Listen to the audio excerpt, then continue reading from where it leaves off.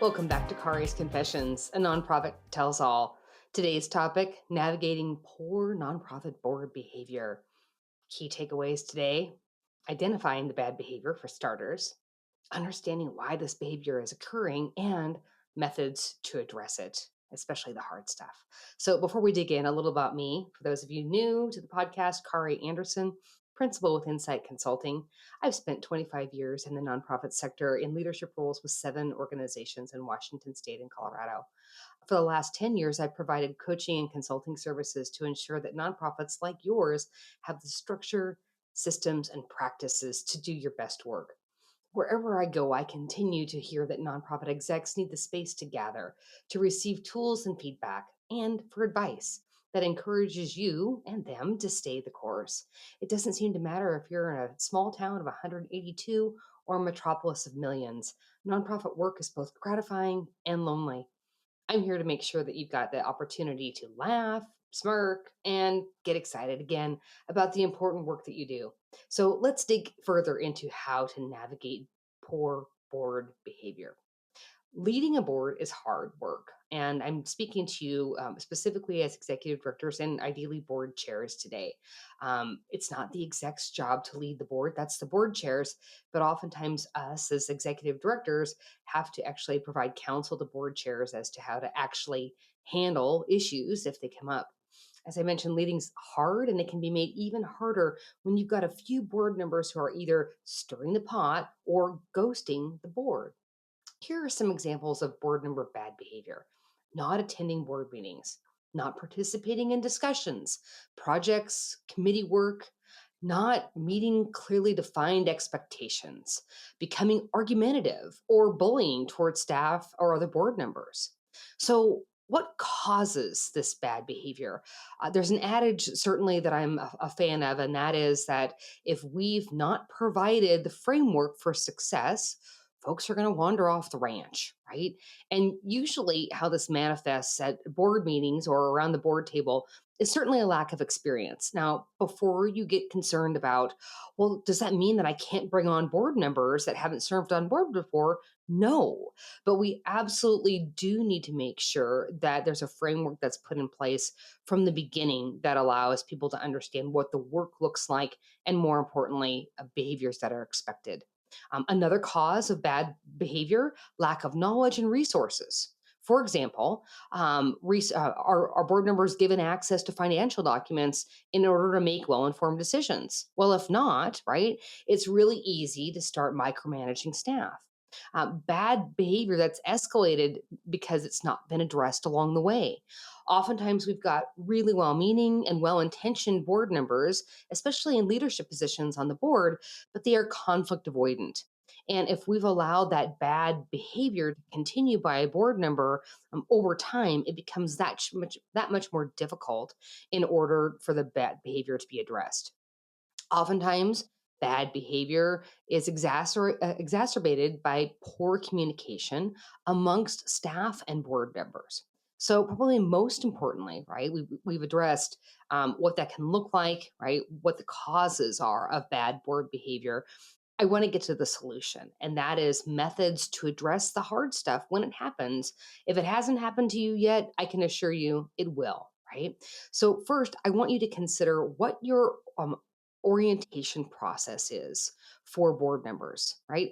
Orientation is the welcome to the club opportunity, and certainly the ideal opportunity for you to set expectations about what it looks like to be an engaged board member, a positive board member, a board member that is contributing to the benefit of your organization.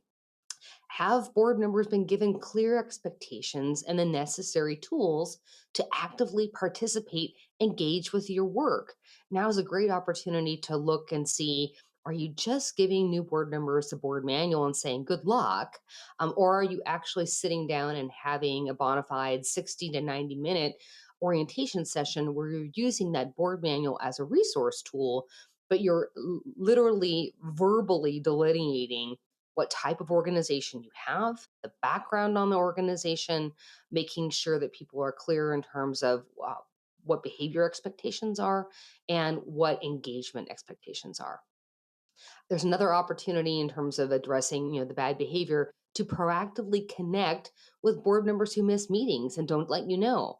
I would first check in with a gentle, "Hey, we missed you today, and I wanted to make sure everything was okay." And boy, if we didn't learn the importance of that during COVID, I'm not sure of a better reminder that we need to presume best intention, and we need to presume that someone's not automatically trying to behave badly. There may be something legitimately wrong in their lives, and we want to check in. If that behavior continues to happen, kindly share a reminder of the expectations of attending board meetings and ask if this is a timing issue. Perhaps something significant has shifted in their personal or professional commitments, and they don't have the ability to serve in good conscience anymore. Actually, having that conversation with them really opens the door to be able to say, is this the best use of everyone's time right now? And perhaps board service isn't where they can play, but perhaps committee work or serving as a volunteer is an area where they can continue to engage with you. I would encourage you to have a board discussion a couple times a year to check in on board goals, roles, and responsibilities. If that can be a normal practice with your board, it's certainly easier to address if there are behavior issues that come up in terms of lack of attendance or low attendance or not showing up to do committee work as a way to be able to open the door for people to depart your organization on good terms.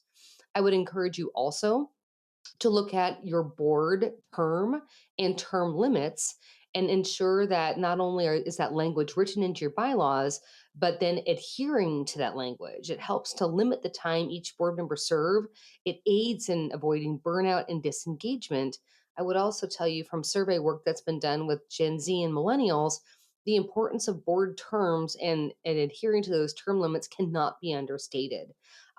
Leaders that are coming into our sector want the opportunity to make a difference, but they also want the opportunity to ensure that they can do that in a finite period of time and not serve on a board to infinity and beyond, if you will.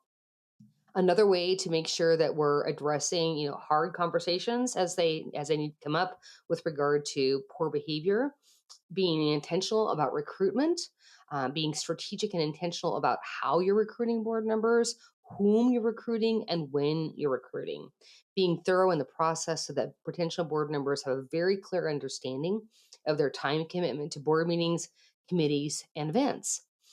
Oftentimes, bad board behavior happens because we're not doing a great job as staff, and certainly I can look back and say, hey, guilty as charged. When I was in the field, I didn't do a super job, and I didn't encourage my board chair to recognize board members for their commitment and their successes. Sometimes people disengage and just kind of phone it in because they don't feel valued and appreciated. I would encourage you to host a few board social events and opportunities on an annual basis to encourage the board to connect outside of the boardroom.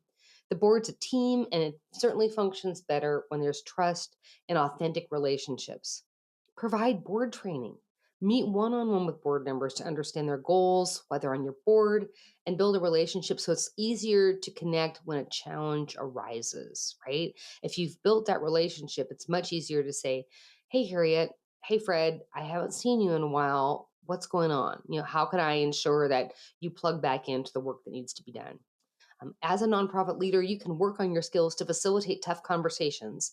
And frankly, these types of conversations are made easier when you've taken the time to do the things mentioned above to build an authentic relationship with your board members. There's 7 tips that I recently found for having tough conversations from Psychology Today. And if you're interested in the full article, send me an email and I'll shoot that to you right away.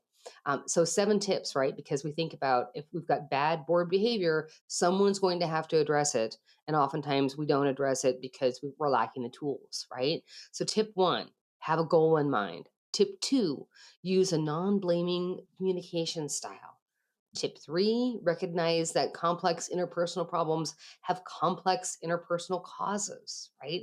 And do some reflecting as to what perhaps you have contributed to the cause. Tip 4, accept criticism if it's on topic. Tip 5, phrase requests towards the positive. Tip 6, don't feel the need for a total victory, right? A partial win is just fine. And tip 7, don't forget to listen. In a nutshell, the hard stuff, especially hard board behavior conversations, requires that you're willing to have hard conversations and proactively address challenges before they become unmanageable.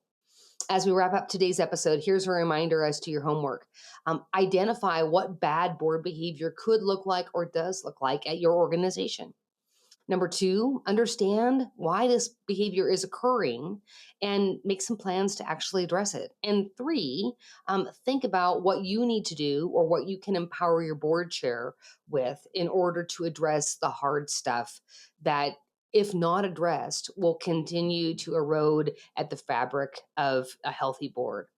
Make sure to follow me on your favorite streaming programs, including YouTube, Apple, and Spotify. For additional resources and tools, follow me on Facebook, Instagram, and LinkedIn. You can also check out my website at inciteconsultinggroup.com. Thanks for joining me today, and have a great week.